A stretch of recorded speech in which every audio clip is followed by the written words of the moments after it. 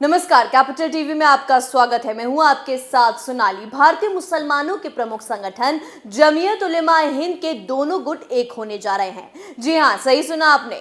मौलाना महमूद मदनी गुट ने शुक्रवार को 2 दिवसीय बैठक के बाद अरशद मदनी गुट के साथ विलय की प्रक्रिया शुरू करने के लिए प्रस्ताव पारित किया।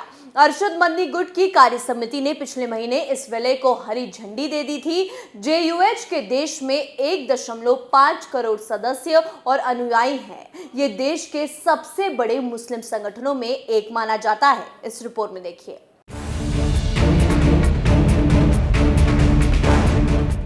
महमूद मदनी गुट के कार्य समिति के सदस्यों ने तत्कालीन अध्यक्ष मौलाना अरशद मदनी के संचालन के तरीके पर आपत्ति जताई थी और उन्होंने अपना गुट बनाया था। पिछले शुक्रवार को पारित हुए प्रस्ताव से अब 14 साल बाद दोनों गुटों में सुलह का रास्ता खुला है। एक बयान में संगठन ने कहा कि लंबे विचार विमर्श के बाद आम राय से जमीयत उलेमा हिंद की कार्य समिति संगठन की हालिया सुलह प्रक्रिया की सराहना करती है और सुलह की प्रक्रिया को आगे बढ़ाने के लिए सहमत है। इस प्रक्रिया को आगे बढ़ाने के लिए वर्किंग कमेटी ने जमीयत के अध्यक्ष मौलाना महमूद अरशद मदनी को जमीयत के संविधान के अनुसार सुलह की प्रक्रिया जारी रखने के लिए अधिकृत किया। इस विलय को आसान बनाने के लिए वर्किंग कमेटी ने यह भी प्रस्ताव पारित किया कि कार्य समिति के सभी सदस्य, विशेष आमंत्रित राज्य अध्यक्ष और महासचिव जमीयत उलेमा हिंद के अध्यक्ष मौलाना महमूद मदनी को अपना इस्तीफा सौंप दे।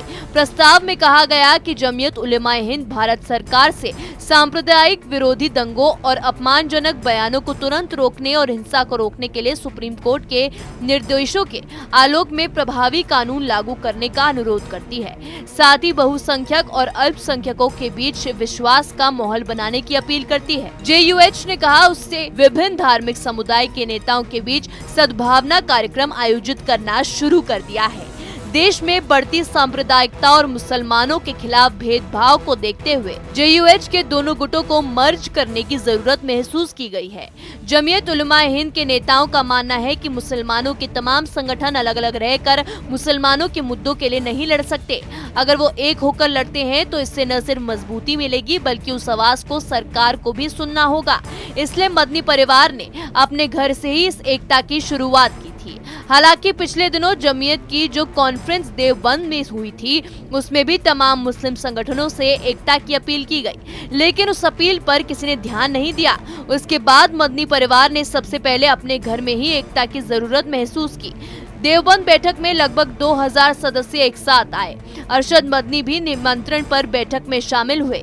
उसी बैठक में अरशद मदनी ने संकेत दिया कि एकजुट होने का समय है। टाइम्स ऑफ इंडिया ने उस समय एक खबर दी थी। उसमें अरशद मदनी ने आपस में विलय करके एक बैनर के तहत मुसलमानों की चिंता को और अधिक मुखर रूप से सामने रखने का तरीका बताया था। खबर में उनके हवाले से कहा गया था कि हमारी कार्य समिति ने विलय के प्रस्ताव को मंजूरी दे दी है और शर्तों पर बातचीत करने के लिए इसे मुझे पर छोड़ दिया गया है।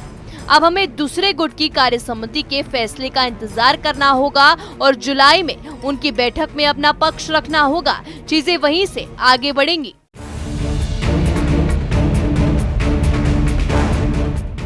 अब आपके मन में सवाल होगा कि ये दो गुट अलग क्यों हुए थे। 2006 में अध्यक्ष असद मदनी के निधन के बाद जेयूएच में विभाजन शुरू हो गया था। अरशद मदनी अध्यक्ष बन चुके थे। असद मदनी के बेटे और अरशद मदनी के भतीजे महमूद मदनी संगठन के महासचिव थे।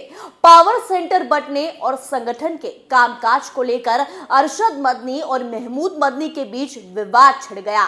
फैसलों को निरंकुश बताते हुए अरशद मदनी को संयुक्त जमीयत के अध्यक्ष पद से बर्खास्त कर दिया गया। उन्होंने एक नई कार्यकारी समिति का गठन किया, जबकि मौजूदा जमीयत उलेमा हिंद का नेतृत्व महमूद मदनी के पास है। इस रिपोर्ट में मेरे साथ इतना ही। तमाम खबरों के लिए देखते रहिए कैपिटल टीवी। नमस्कार।